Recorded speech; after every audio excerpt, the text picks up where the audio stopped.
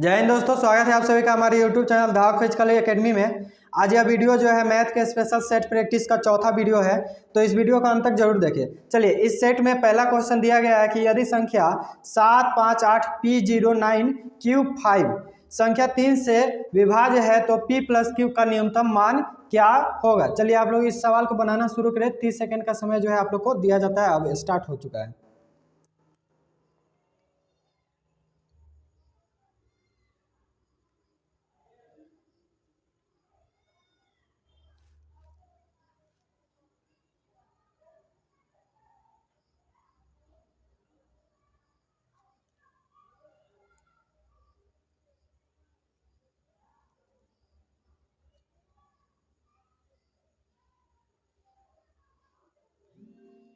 चलिए, समय जो है आप लोग का खत्म हो चुका है, इसको साइड में कर देते हैं। देखिए, इसमें बोला गया है कि संख्या जो है कितना हैगा 758। संख्या दिया गया है 758। उसके बाद है P 0 9 Q और 5, यही दिया गया है। और यह संख्या बोला गया है कि 3 से भाग है तो P + Q का न्यूनतम मान हमको बतलाना है। देखिए, 3 से भाग होने के लिए क्या नियम होता है कि संख्या के अंकों का जोड़ जो है वो 3 से कटना चाहिए। तो हम सबसे पहले संख्या जो दिया गया है उसका हम जोड़ कर लेंगे। तो देखिए, 5 तो 3 से नहीं कटेगा, तो 5 और 5 10, और 10 और 8 18। तो 18 जो होता है वो 3 से कट जाता है। तो 5 और 5 10 और 8 18। 18 तो 3 से कट गया, बचा 9, ये भी 3 से कट गया।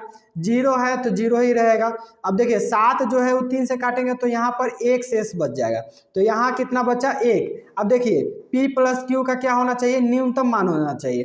तो P को हम या तो 0 रख लें और Q को हम 2 रख लेते हैं, तब तो 7 और प्लस का 2 कितना हो जाएगा 9 हो जाएगा। और 9 जो है वो 3 से कट जाएगा। तो क्योंकि यहाँ पर न्यूनतम मान बोला गया है तो 1 को हम 0 मानेंगे और 1 को जो है 2 मान लिए, ताकि 7 में 2 जोड़ेंगे तो 9 हो जाएगा। और 9 जो है 3 से पूर्णतः कट जाती है। तो 7 और 2 कितना हो जाएगा 9। तो यानी P का 0 होगा और Q का 2 होगा, तो 0 + 2 हम कर देंगे तो कितना हो जाएगा 2 के बराबर। तो यानी न्यूनतम जो इसका मान कितना होगा 2 होगा, ऑप्शन ए। चलिए अगला सवाल देखते हैं। अगला सवाल है कि 3 अंकों की बड़ी से बड़ी संख्या कौन सी होगी जो संख्या 4 5 और 6 से पूर्णतः विभाजित होती है। चलिए इस सवाल को आप लोग बनाना शुरू करें। 30 सेकेंड का आपको इसमें भी समय दिया जाता है।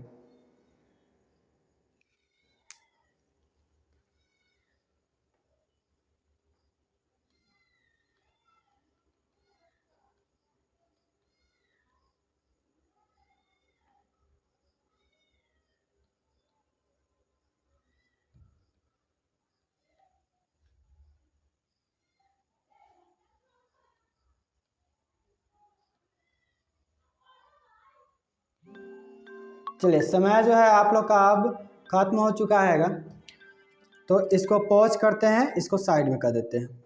देखिए, इस टाइप के सवाल को बनाने के लिए जो भी संख्या दिया जाता है, जैसे यहाँ पर दिया गया है कि 4 5 और 6 से कट रही है, और यहाँ पर बोला गया है सवाल में,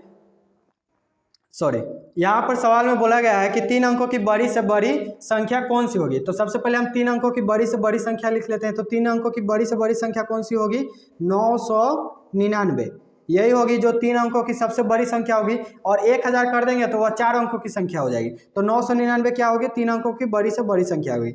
और यहाँ पर हम क्या करेंगे 4 5 और 6, इसका एलसीएम निकालेंगे। तो एलसीएम निकालेंगे तो कितना आ जाएगा इसका 60 के आस 60 आएगा।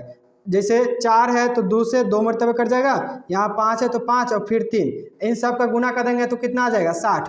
अब जो देखिए, अब 60 आ गया, 999 को जो है अब हम किससे भाग देंगे 60 से। और जो भी मेरा शेषफल आएगा उस शेषफल को जो है हम 999 में से घटा लेंगे, तो जो भी मेरी संख्या बचेगी वही क्या होगी बड़ी से बड़ी 3 अंकों की संख्या होगी, जो 4 5 और 6 से पूर्णतः कट जाएगी। तो चलिए हम यहाँ इसका शेषफल निकालते हैं। तो 60 से इसको भाग देंगे तो कितना मरतबे जाएगा 1 मरतबे जाएगा 60, और फिर 9 3 और फिर एक 9 उतरेगा और 6 1 36, यानी 360 हो जाएगा। तो 360 हो जाएगा तो यहाँ पर देखिए 39 जो है आपका शेष आएगा। तो 999 में से हम 39 घटाएंगे तो मेरा कितना बचेगा 960, और 960 जो होगा यही 4, 5 और 6 से पूर्णतः भाग होगी, जो 3 अंकों की बड़ी से बड़ी संख्या है। चलिए अगला सवाल देखते हैं। अगला सवाल है कि दो संख्याओं का लघुत्तम यानी एलसीएम दिया गया है 150 और एचसीएफ दिया गया है 25। यदि उन संख्याओं में से एक संख्या 50 है तो दोनों संख्याओं का योग कितना होगा। देखिए इस सवाल में जो है आप पहले दूसरी संख्या निकाल लीजिए, और दूसरी संख्या निकालने के बाद पहली संख्या दिया गया है और दूसरी संख्या जब निकल जाएगा तो पहली और दूसरी दोनों संख्या को जोड़ दीजिएगा, जो भी आंसर आएगा यही इसका सही आंसर होगा। चलिए आपका समय जो है शुरू हो चुका है, आप लोग बनाना शुरू करें 30 सेकेंड का।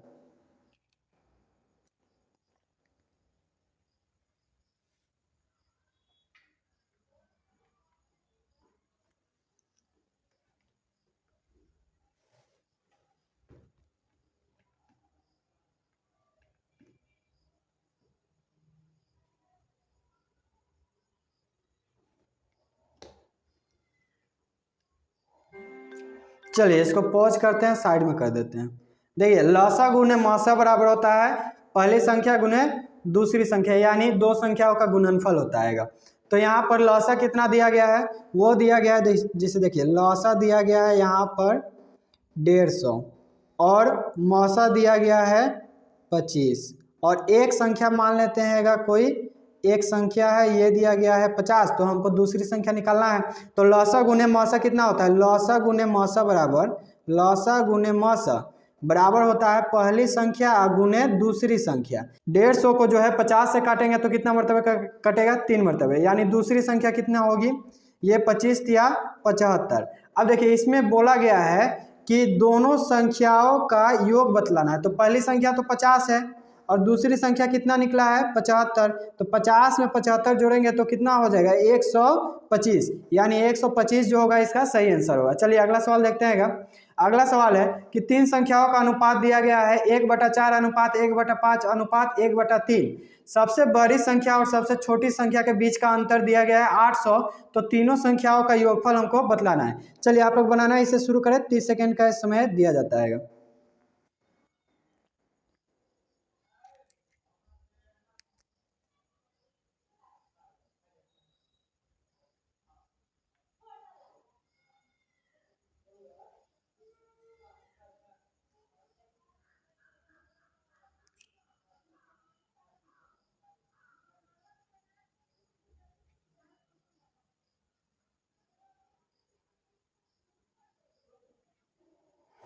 चलिए इसको पॉज करते हैं और साइड में कर देते हैं।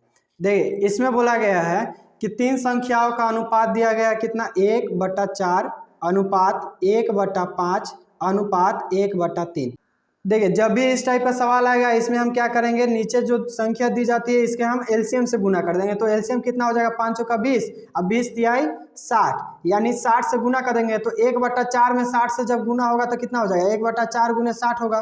फिर अनुपात 1/5 गुने का 60, फिर अनुपात 1/3 गुने 60। अब देखिए 3 से ही कटेगा 20 मरतबे, 5 से कटेगा 12 मरतबे और 4 से कटेगा 15 मरतबे, यानी अनुपात कितना आया 15/12/20। और इसमें सवाल में आगे बोला गया है कि सबसे बड़ी संख्या और सबसे छोटी संख्या के बीच का अंतर 800 दिया गया है। तो देखिए इसमें सबसे बड़ी संख्या कौन सी है, वो है 20, यानी 20 यूनिट है, और सबसे छोटी कौन सी है 12 यूनिट। अभी इन दोनों के बीच का अंतर कितना यूनिट है, 8 यूनिट, और यही 8 यूनिट जो है कितने के बराबर है, 800 के बराबर है। 8 यूनिट कितने के बराबर है, 800 के बराबर है। तो 1 यूनिट कितने के बराबर हो जाएगा, 100 के बराबर।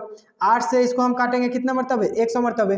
तो इसमें बोला गया है कि तीनों संख्याओं का योग बताइए। तो तीनों संख्या का योग कितना हो जाएगा 20, और यहाँ पर हो जाएगा 27, कितना हो जाएगा 47, यानी 47 का हमको मान बतलाना है। तो 47 में अगर हम 100 से गुना कर देंगे तो कितना हो जाएगा 4700। तो इसका सही आंसर कितना होगा, ऑप्शन नंबर डी 4700। चलिए अगला सवाल देखते हैं। अगला सवाल है आपका बोर्ड मास का, यानी सिंप्लीफाई करना है। चलिए इस सवाल को जो है आप लोग बनाना शुरू करें।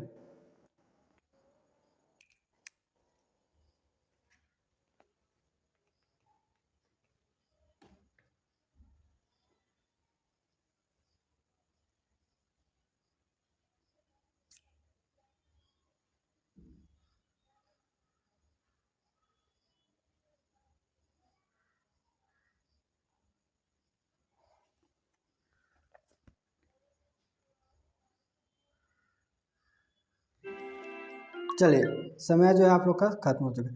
देखिए इसमें बोला गया है कि 1/10 गुने 1/20 ऑफ, यानी हिंदी का का दिया गया है, का 4/5 भागा 4/5। देखिए जब भी बोर्ड मास का सवाल जब आता हैगा तो उसमें हम क्या करते हैं, उसके नियम के हिसाब से ही बनाना शुरू करते हैं। तो बोर्ड मास में पहले भाग से पहले ऑफ आता हैगा, ऑफ यानी का। तो सबसे पहले हम किसको सॉल्व करेंगे, का को। और का जब भी बदलता है तो किस में बदलता है, गुना में बदलता है। तो यानी 4 एकम 4 हो जाएगा, यहाँ पर 1/10 है तो 1/10 गुने। अब ये जो है 4 एकम कितना हो जाएगा 4, और नीचे 20 में जो है 5 से गुना हो जाएगा तो कितना हो जाएगा 20 × 5 = 100, 20 × 5 = 100, 100 हो जाएगा। अब फिर यहाँ पर देखिए अब भाग है तो भाग जब गुना में बदलता है तो हर जो होता है वो अंश में बदल जाता है, और अंश जो है वो हर में बदल जाता है। अब यहाँ काट कूट कर लेंगे, 4 से 4 कट जाएगा, और 5 से जो है 10 को हम काटेंगे 2 मरतबे, यानी ऊपर जो है बचेगा 1 और नीचे बचेगा 2 में 100 से गुना हो जाएगा तो 200, यानी ऑप्शन नंबर ए जो है इसका सही आंसर है। चलिए अगला सवाल देखते हैं। अगला सवाल ये भी आपका बोर्ड मास का ही है। तो देखिए इसमें भी क्या करेंगे, बोर्ड मास में जो नियम कहता है उसी नियम को हम फॉलो करके बनाएंगे। तो इसमें भाग दिया गया है, भाग में भी एक ब्रैकेट वाला भाग दिया गया है। तो सबसे पहले हम किसको सॉल्व करेंगे, ब्रैकेट वाला भाग को सॉल्व करेंगे। देखिए यहाँ पर जैसे है सवाल में 64 भागा 2 गुने ब्रैकेट 9 भागा 3 गुने 3 भागा 9 माइनस का 32। अब देखिए सबसे पहले हम किसको सॉल्व करेंगे, यहाँ पर ब्रैकेट के अंदर वाला को सॉल्व करेंगे। तो 9 को 3 से भाग देंगे तो कितना मरतबे जाएगा, 3 मरतबे। गुना है तो गुना। अब देखिए 3 अब बट्टा का 9 कर देंगे इसको, 3 अब बट्टा का भाग है तो बट्टा में जाएगा 3/9, माइनस है तो माइनस, 32 है तो 32। अब देखिए 3 से ई कटेगा 3 मरतबे, आई 3 से ई 3 कट जाएगा, यानी टोटल यहाँ पर 1 ही आएगा। अब यहाँ बचा क्या, 64 भागा 2, और यहाँ गुना 1 होगा तो 2 ही रह जाएगा, माइनस का कितना बचेगा 32। अब 64 को हम अगर 2 से काटेंगे तो कितना मरतबे जाएगा, 32 मरतबे। अब 32 माइनस का 32 कितना होता है 0, यानी इसका ऑप्शन नंबर सी जो है वो सही आंसर है। चलिए अगला सवाल देखते हैं। देखिए अगला सवाल जो है आपका भी बोर्ड मास का सवाल है।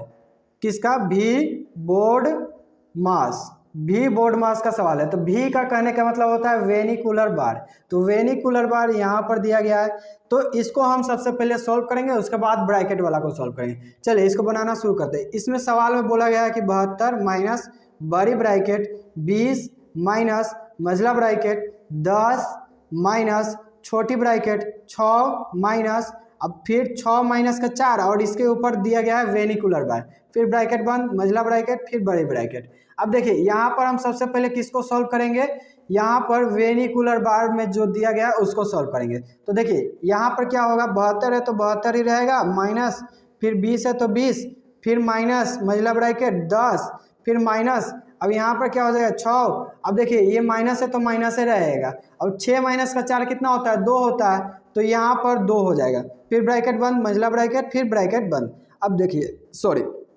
72 है तो 72 माइनस कितना हो जाएगा 20 माइनस, फिर मझला ब्रैकेट 10 माइनस, 6 में से 2 घटेगा तो 4, मझला ब्रैकेट, फिर ब्रैकेट बंद। अब देखिए यहाँ पर हमको कितना आ गया था 72 माइनस का। अब देखिए 72 माइनस, फिर ब्रैकेट, उसके बाद था 20 माइनस 10 माइनस 4, 20 माइनस, अब 10 माइनस का 4, 10 माइनस का 4, यही था।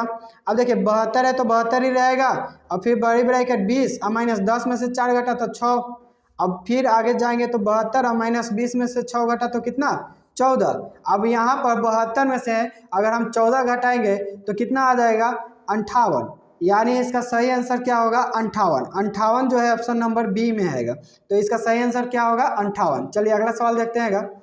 अगला सवाल है, चलिए अगला सवाल है कि ए किसी प्रोजेक्ट को 10 दिनों में पूरा करता है और बी उसी प्रोजेक्ट को 15 दिनों में पूरा करता है। यदि ए और बी एक साथ मिलकर प्रोजेक्ट पर काम करना शुरू करते हैं और बी प्रोजेक्ट पूरा करने से 5 दिन पहले प्रोजेक्ट छोड़ देता है, तो प्रोजेक्ट कितने दिनों में पूरा होगा। यानी यह सवाल जो है आपका टाइम एंड वर्क का है। चलिए बनाना आप लोग शुरू करें, 30 सेकंड का समय दिया जाता है।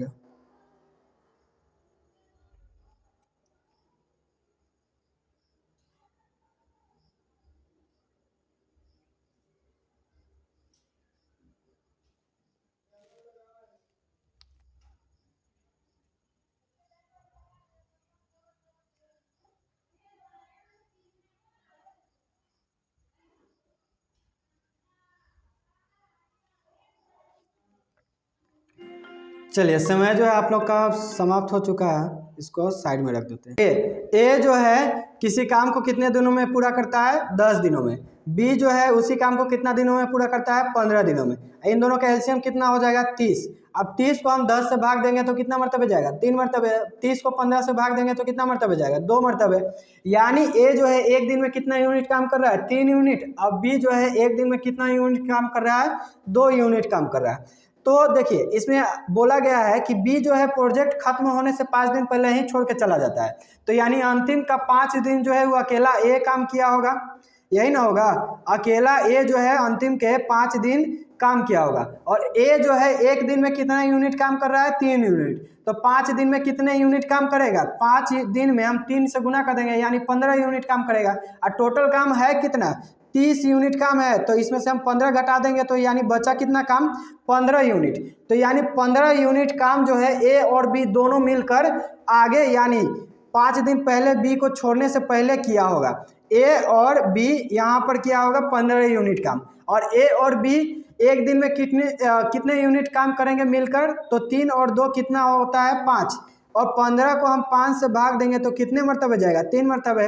यानी 3 दिन जो होगा ए और बी साथ मिलकर काम किए होंगे, और ए अकेला कितने दिन काम किया?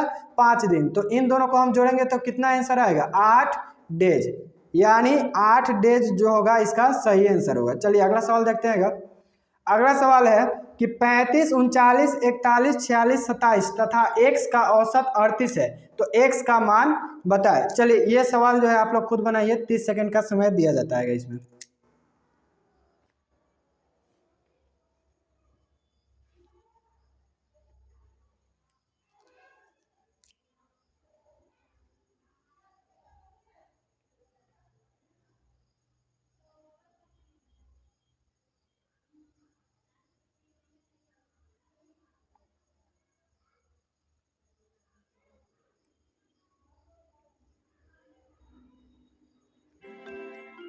चलिए सवाल जो है आप लोग का खत्म हो चुका है। चलिए टाइम आपका समाप्त हो चुका है, इसको साइड में कर देते हैं। देखिए इसमें बोला गया है कि 35, 39, 41, 46, 27, x, इन सभी का औसत कितना दिया गया है? 38 दिया गया है। देखिए इसको एक बेसिक तरीका से बनाया जाता है कि 338 है तो जितनी संख्या है उतना से हम गुना कर देंगे, अब बाकी जितनी संख्या दिया गया है उसको हम जोड़ करके घटा लेंगे। लेकिन ऐसे भी आपका बन जाएगा। तो इससे आसान है कि हम जो बता रहे हैं उसको ध्यान से देखिए। जैसे देखिए यहाँ पर 35 जो है वो 38 से कितना कम है? 3 कम है, तो इसको हम माइनस का 3 लिखेंगे। 39 जो है 38 से कम है या ज़्यादा है? तो ज़्यादा है, तो इसको प्लस का 1 लिखेंगे। अब 41 जो है 38 से कम है या ज़्यादा है? ज़्यादा है, तो कितना ज़्यादा है? प्लस का 3 ज़्यादा है। अब 46 जो है 38 से कितना ज़्यादा है? प्लस का 8 ज़्यादा है। और 27 जो है वो 38 से कितना कम है? माइनस का 11, यानी माइनस का 11 कम है। सॉरी 11 कम है, तो इसको हम माइनस में लिखेंगे। तो देखिए इन सभी का हम योगांतर निकालेंगे, यहाँ से यहाँ योगांतर, यानी योग का क्या है उसका अंतर निकाल देंगे। तो देखिए 11 और 3 ये हो जाएगा माइनस का 14, और उसके बाद 8 3 11 और 1 12, यानी 12 माइनस 14 कितना हो जाएगा? माइनस का 2। अब देखिए ये माइनस का 2 है, तो यहाँ पर हम x में हम क्या करेंगे? प्लस का 2 करेंगे। औसत में यही ना होता है, हम यहाँ पर 0 करते हैं, तो प्लस का 2 करेंगे किस पर? 38 पर। तो x में हम 38 में हम 2 जोड़ेंगे तो कितना हो जाएगा? 40। तो 40 मेरा क्या होगा? इसका सही आंसर होगा, जो ऑप्शन नंबर ए में है। चलिए अगला सवाल देखते हैं। अगला सवाल है, यदि 5 क्रमागत विषम संख्याओं का औसत 17 है तो उनमें से सबसे बड़ी संख्या क्या होगी? देखिए इसमें बोला गया है कि 5 क्रमागत संख्या है वो विषम संख्या है और उसका औसत कितना दिया गया है? 17 दिया गया है। देखिए विषम संख्या जो होती है वो उनके बीच का अंतर जो होता है बराबर ही होता है, और सम संख्या के बीच का भी अंतर जो होता है वो भी बराबर होता है। दोनों में 2 का ही अंतर होता है। जैसे विषम संख्या 1 और 3 हो गया, इन दोनों के बीच का अंतर कितना है? 2। और सम संख्या जैसे मान लेते हैं 6, 8, इन दोनों के बीच का अंतर कितना है? 2 है। तो इसको जो है आप ध्यान में रखिएगा। तो चलिए इसको बनाना आप शुरू करते हैं। यहाँ पर बोला गया है कि 5 क्रमागत संख्याओं का औसत कितना दिया गया है 17। देखिए जब भी गिनने में संख्या विषम हो यानी 5, 7, 9, 19 इस प्रकार से हो तो जो भी उसका बीच वाला जो संख्या होगा वही क्या होगा उसका औसत होगा। तो यहाँ बीच में देखिए इधर हम 2 हो गया और इधर को हम 2 को छाट देते हैं, इधर हम 2 को छाट दिए और इधर हम 2 को छाट दिए, बीच का संख्या क्या हो गया यहाँ पर, तो यही क्या है औसत, और औसत कितना दिया गया है 17। अब देखिए इसमें बोला गया है तो उनमें सबसे बड़ी संख्या क्या होगी, तो अंतर कितना का होगा प्लस का 2 का होगा और फिर यहाँ प्लस का 2 यानी 2 + 2 कितना होगा 4। तो 17 में हम अगर 4 जोड़ेंगे तो कितना आ जाएगा 21। तो 21 जो है ऑप्शन नंबर डी में दिया गया है। चलिए इसका सही आंसर है। अगला सवाल देखते हैं। अगला सवाल है कि यदि एस जो है टी का 160% है तो टी जो है एस का कितना प्रतिशत है। देखिए इसमें बोला गया है कि एस जो है वो टी का कितना हैगा 160%।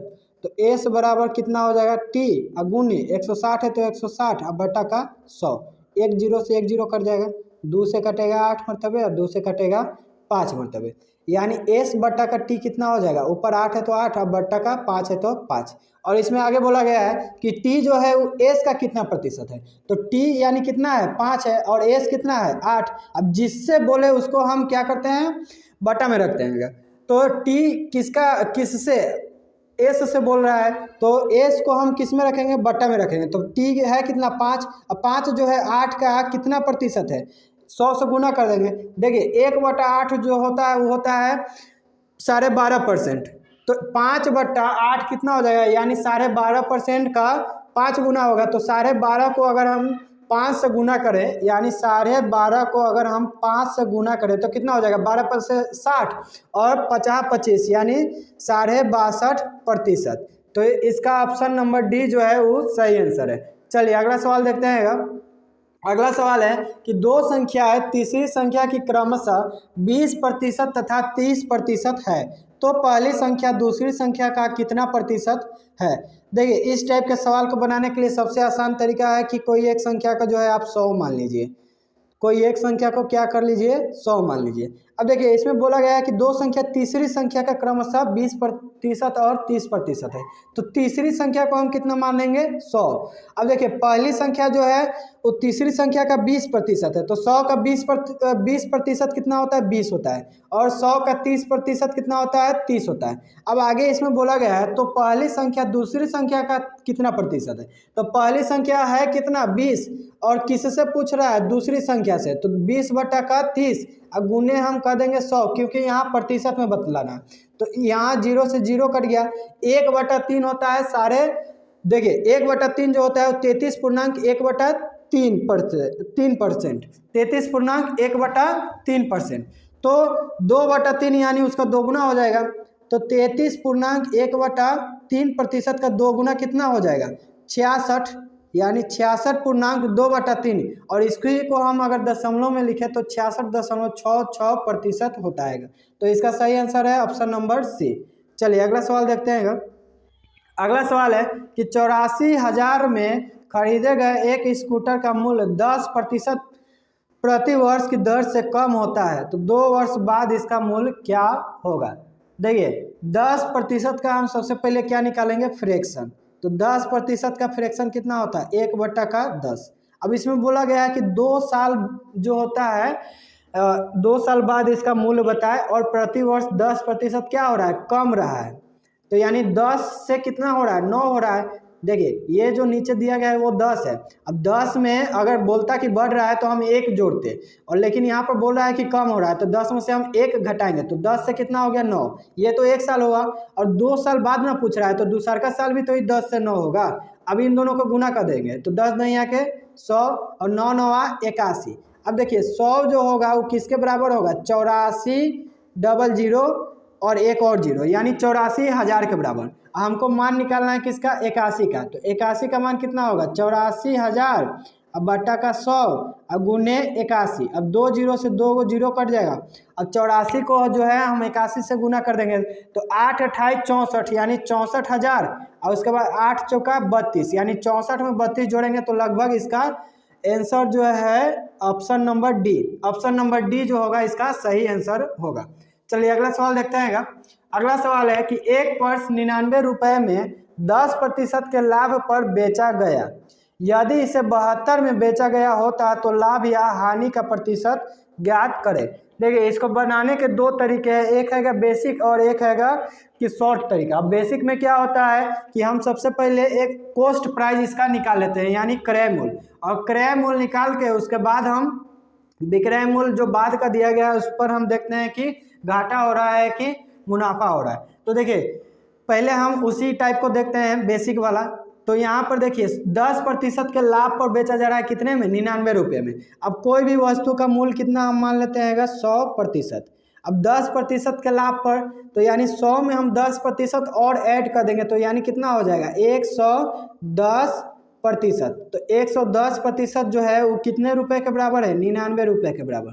तो 100% कितने रुपए के बराबर होगा, 99 बट्टा का 110 गुने 100। अब एक जीरो से एक जीरो कट जाएगा, 11 जो है 99 को काट देगा 9 मरतबे, तो यानी 100% का मान कितना आएगा, वो आएगा 9 दहिया के 90, यानी वस्तु का क्रय मूल्य कितना है 90 रुपये। अब 72 रुपये में बेचा जा रहा है।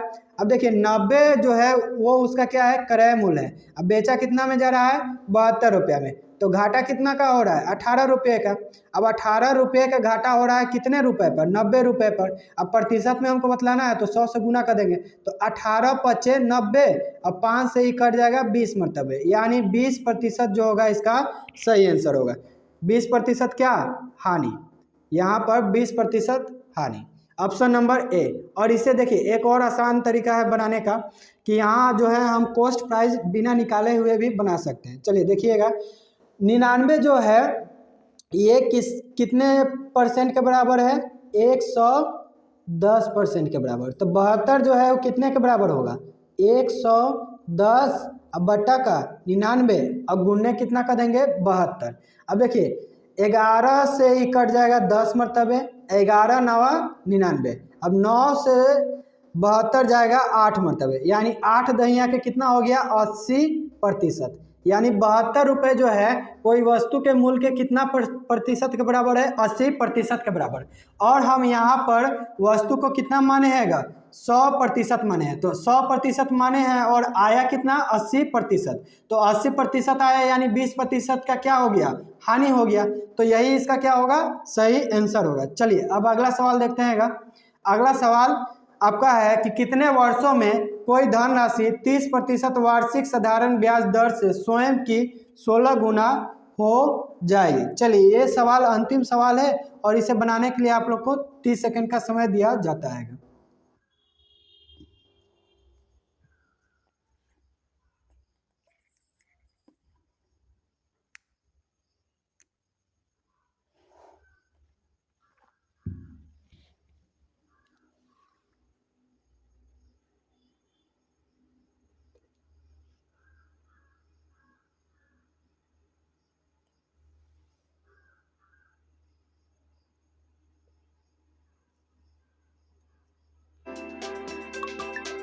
चलिए समय सीमा खत्म हो चुका है, इसको पॉज करके साइड में कर देते हैं। देखिए इसमें बोला गया है कि साधारण ब्याज दर पर 30% वार्षिक रूप में कोई धनराशि स्वयं का कितना गुना हो जाती है, 16 गुना। तो धनराशि जो है आपको बतलाना है, सॉरी देखिए इसमें बोला गया है कि कितने वर्षों में कोई धनराशि 30% वार्षिक साधारण ब्याज दर से स्वयं का कितना हो जा रही है, 16 गुना हो जा रही है। अब देखिए हम कोई धनराशि मान लेते हैं 1 रुपया। अब 1 रुपया का 16 गुना कितना होगा, 16 होगा, यानी 16 गुना हो जा रहा है, तो ब्याज कितना हो गया, 15 होगा ना। ब्याज कितना हो गया 15, यानी 15 रुपया ब्याज मिला होगा। 1 रुपया तो मेरा जो मूलधन था वही ना रहा होगा, और ये मेरा क्या होगा, मिश्र धन होगा। तो 15 रुपया क्या होगा, ये ब्याज होगा। तो ब्याज 15 रुपया, 1 रुपया क्या हो जाएगा, मूलधन हो जाएगा। और यहाँ पर दर दिया गया है 30%, हमको निकालना क्या है, समय निकालना है। तो चलिए फार्मूला हम लोग जानते हैं कि SI बराबर क्या होता है, P गुने R गुने T बटा का 100। SI का मान है यहाँ पर 15 और P का मान है 1 और यहाँ आर का मान है 30 और गुने टी हमको निकालना है और बटा का 100। एक जीरो से एक जीरो कट गया, 3 से इसको काटेंगे 5 मरतबे सॉरी 3 से 15 जाएगा 5 मरतबे। अब यहाँ क्या बचेगा, 5 बराबर टी बटा का 10, यानी टी बराबर कितना हो जाएगा, 10 में 5 से गुना हो जाएगा तो 50 ईयर। यानी इसका सही आंसर क्या होगा, 50 ईयर। यानी 50 साल में जो है कोई धनराशि जो है 30% वार्षिक साधारण ब्याज पर स्वयं का कितना हो जाएगी, 16 गुना हो जाएगी। चलिए अंत तक वीडियो को देखने के लिए धन्यवाद। और हाँ, सेशन अच्छा लगा होगा तो वीडियो को लाइक जरूर करें और अपने दोस्तों के साथ साझा जरूर करें। जय हिंद। फिर मिलते हैं अगले क्लास में।